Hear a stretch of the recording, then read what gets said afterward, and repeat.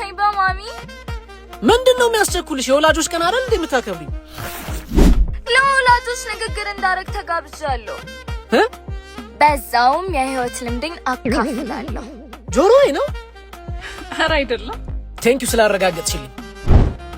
ለማን ነው ልምድሽን የምታካፊው? ለወላጆች ነው። ተቀመጭ። ለነገሩ አንቺ ምን ታደርጊ?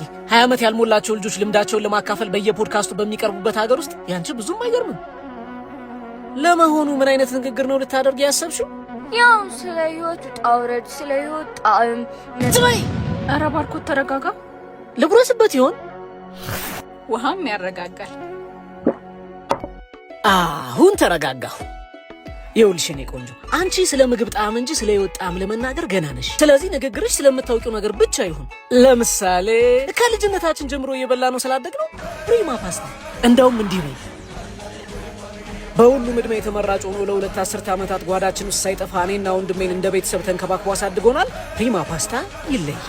በመላው ሀገሪቱ ተዳርሷል። በፓስታ ምርቱም በአዲሱ ዓመት በ2 እጥፍ ጨምሮ መጥቷል። ፓስታና መኮረኒን በማምረት አቅም በቴክኖሎጂ ቀዳሚ ስራዎች ውስጥ ይገኛል። ሲቀቀል ይበረክታል ብለሽ ተናገሪ።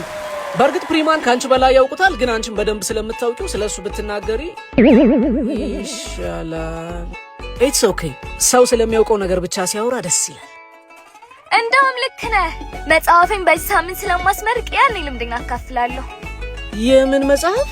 የህይወት ውጣ ውረድን የያዘው መጽሐፍ። አምላኬ ወይ ጥራይ፣ እዚህ ምንም አልሰራም።